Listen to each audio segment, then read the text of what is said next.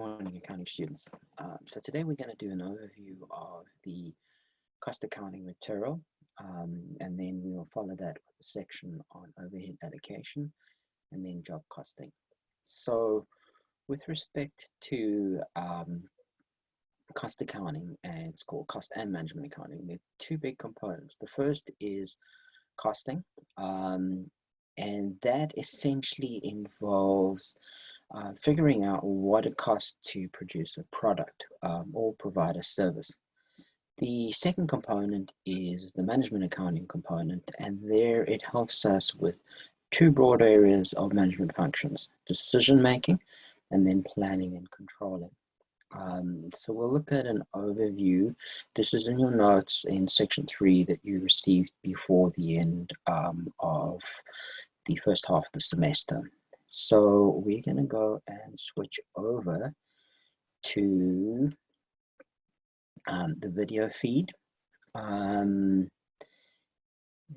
we'll just have to stop the sharing. Again, my apologies if this is a little bit disjointed, but we'll get better at this as we go along. Okay, so as I said, the first component of cost accounting is the systems to help us figure out what it costs us to make a product or provide a service. So that product is known as the cost object, or the service is the cost object. And there are two broad categories of our costs. What we call our direct costs, which is typically your direct materials and your direct labor. Those costs are traced to the cost object because very often there's a direct link. So if we spoke about this pen, we know how much plastic has gone into, how much ink has gone into it. We can trace them directly to the cost object. However, the pens don't get made, just out in the open. They have to get made in a factory, and the factory has got rent, it's got equipment with depreciations, it's got supervisor salaries, heating, electricity costs. So all those other costs collectively, which we refer to as indirect costs, are also known as the overheads. And those overheads have to be allocated to the cost object. We will look at simple methods for that allocation, but obviously there can be more complicated methods as well. So having spoken about the idea of the cost object, let's talk a little bit about the flow of costs, then we'll talk about the costing systems, and then we'll move on just to talk a little bit about management. So in terms of the flow of costs, if we're going to make, for example, this pen, we have to buy the raw materials. So those will be bought from the suppliers. They will be brought into a factory storeroom where all the raw materials are kept. When we start to actually produce the pens, they will then be issued into production. And when they're completed from production, they'll be transferred to finished goods warehouse. And then once the customers order them, they will be sent to the customer.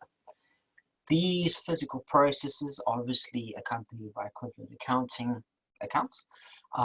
So the supplier would be represented by payables, the materials or the stores by the materials account, the factory by work in progress, finished goods warehouse by finished goods, and then the customer by cost of goods sold. Now, depending on our production process or our service delivery system, we can use two broad groupings of costing systems. The first is known as job costing, and we will look at that also shortly. But job costing is where the product or service is unique, and we need to trace the cost directly to each product and service that is provided. So, for example, if you take your car to the auto mechanic, you want to know exactly what it costs to fix your car, not just an average price. Same with getting your taxes done, going to the dentist.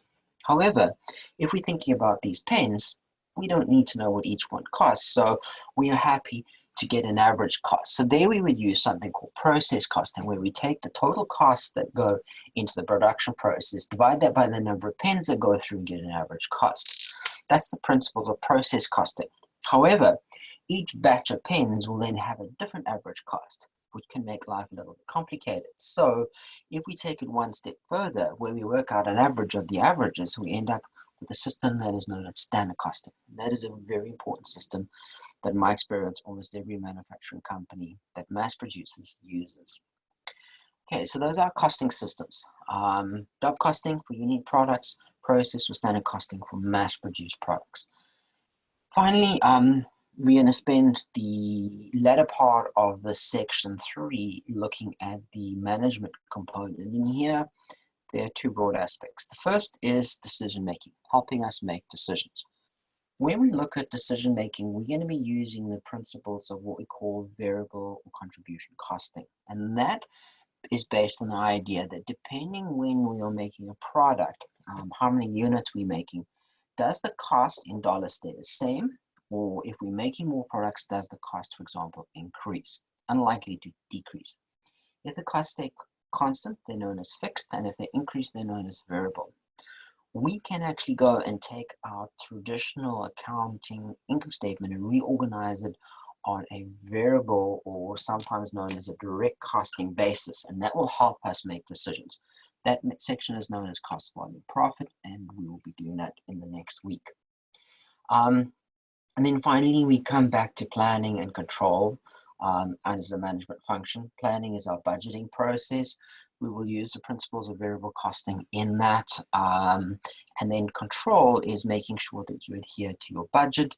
And for that, we will probably be using principles from standard costing to look at how closely we achieve our desired goals, our budget, or our financial plan.